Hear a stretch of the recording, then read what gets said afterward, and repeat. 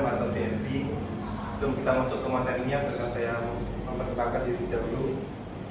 Nama saya Elia Marto Putra Bismania Panjaitan dari kelas 11 FP2 absen 4. Dan tak ada waktu untuk mengeluh, bangun sekarang dan hadapi semua masalah.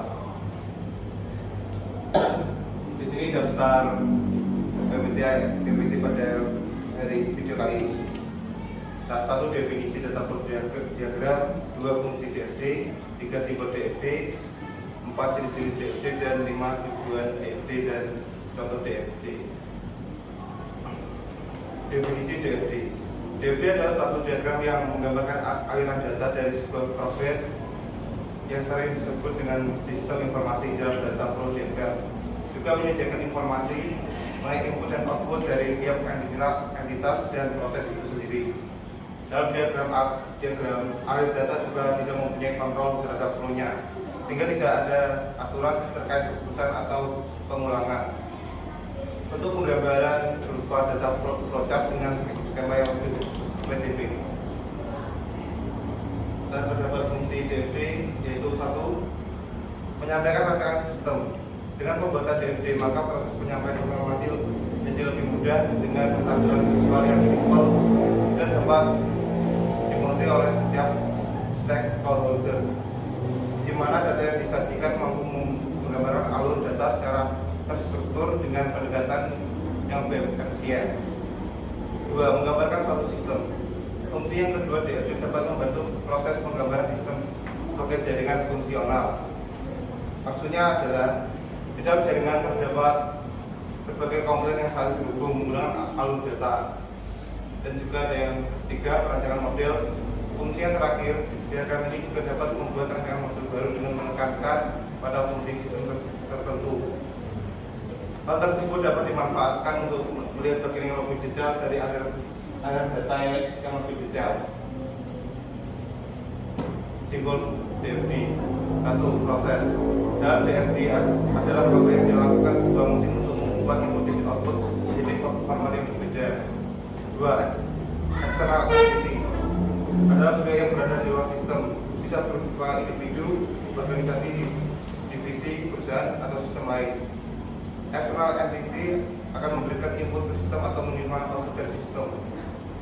Data store adalah file yang menyimpan data atau informasi untuk digunakan kemudian. Dengan kata lain, data store adalah database. Dan ada data flow, adalah arus data yang mengalir di antara suatu proses, terminator dan data store.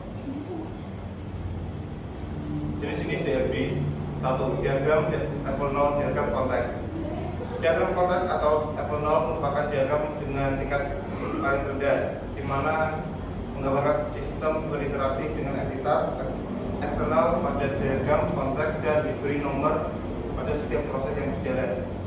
Dimulai dari angka 0 terlebih dahulu.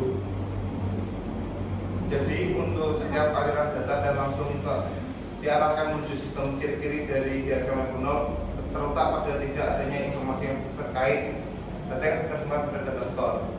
2, diagram level 1. Dari level 1 merupakan lanjutan dari diagram konteks, karena setiap proses yang berjalan akan diperinci pada tingkatan ini, sehingga proses utama akan dipecah menjadi sub-sub proses yang lebih kecil lagi.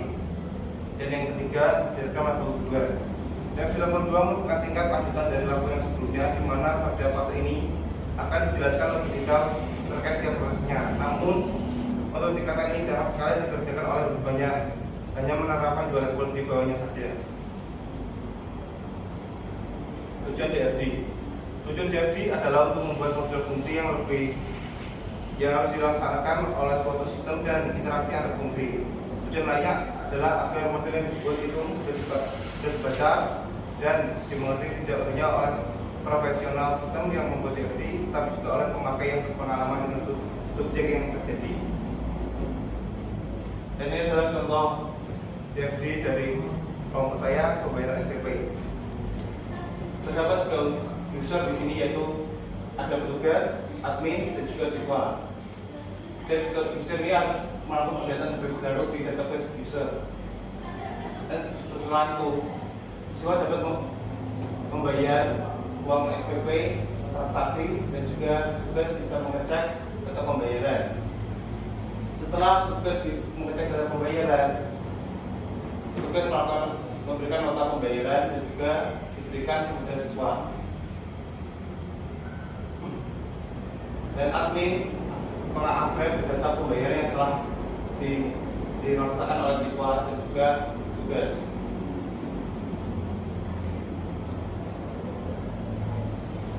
Dari user kita langsung ke data laporan. Di sini user langsung ke laporan karena bisa langsung masuk ke dalam kepala TU, bisa melakukan kesalahan dan juga siswa bisa melihat laporan tersebut di database pembayaran. Baik, apakah ada yang pertanyaan dari PPT yang telah saya buat? Kalau tidak ada, baik, saya tutup. Wassalamualaikum warahmatullahi wabarakatuh.